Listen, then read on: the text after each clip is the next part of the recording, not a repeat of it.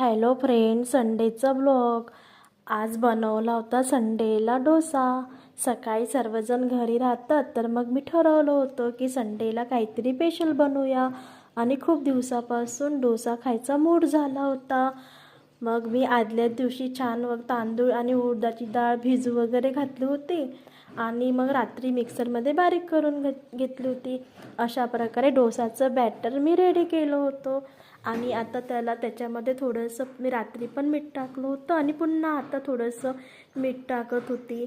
मग आता छानपैकी अशा प्रकारे बॅटर तयार करून घेतलं होतं आणि त्याला मस्त असं छान प्रकारे मिक्स करून घेतलं होतं. आणि आधी साधा प्लेन डोसा बनवून बघायचा होता. सारांशला प्लेन डोसा खूप आवडतं नुसतं असं खायला. तर मग मी काय केलं, मग छान तवा घेतला, त्याच्यात पाणी वगैरे शिंपडलं, तेल वगैरे टाकलं, पुन्हा मस्त ओल्या कपड्याने छान पुसून टाकलं छान नॅपकिननी. तर आणि मग डोसा पसरत होती.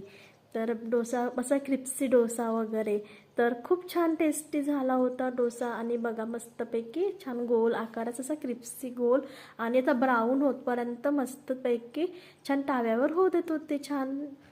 तर मग थोडंसं छान ब्राऊन वगैरे होऊ द्यायचा. त्याच्यानंतर मग बघा किती सुंदर झाला. सारांशला नाही का प्लेन डोसा आवडत, त्याला मसाला डोसा नाही आवडत.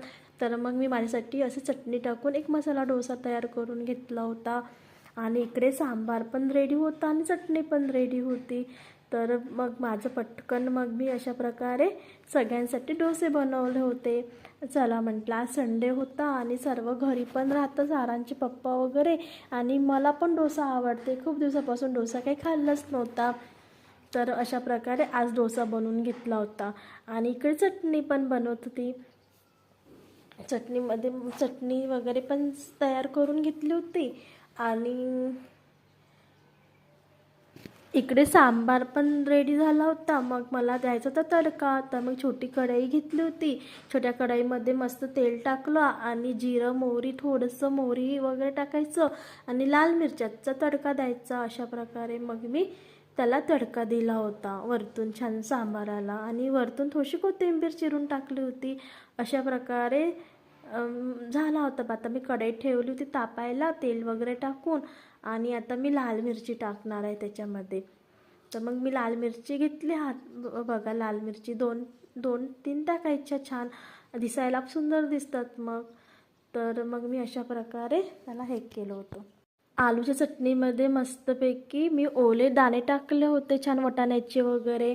आणि इकडे माझा सांबार पण रेडी झाला होता. अशा प्रकारे मस्तपैकी आलूची चटणी पण करायला घेतली होती. आलू चटणी पण होऊन गेली होती.